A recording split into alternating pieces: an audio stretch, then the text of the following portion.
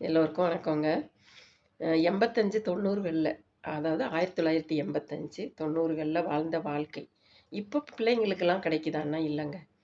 ஒரு கைக்குள்ளே ஒரு உலகத்தையே வச்சுக்கிட்டு சுத்திக்கிட்டு இருக்காங்க. எல்லாத்தையும் அதுல பார்த்து தெரிஞ்சுக்கிறாங்க. அவங்களுக்கு வந்து நேர்ல பார்க்குற ஒரு இன்பம் அதுல மிஸ் ஆகுது.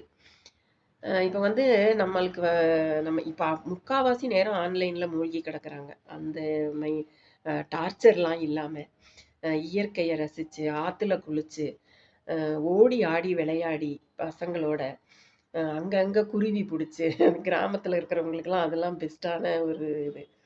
குருவி புடிச்சு, அணில் புடிச்சு வளர்த்து, அந்த ஃபீல் எல்லாம் இப்ப யோசிச்சு பார்த்தா, பிள்ளைங்கலாம் ரொம்ப மிஸ் பண்றாங்க அப்படின்னு தான் தோணுது. அ ஆனா இப்ப இருக்கிற பசங்க வந்து, "அந்த காலத்துல நீங்க எப்படிப்பா இருந்தீங்க? அது இல்லாம, இது இல்லாம, எந்த ஒரு டெக்னாலஜியும் இல்லாம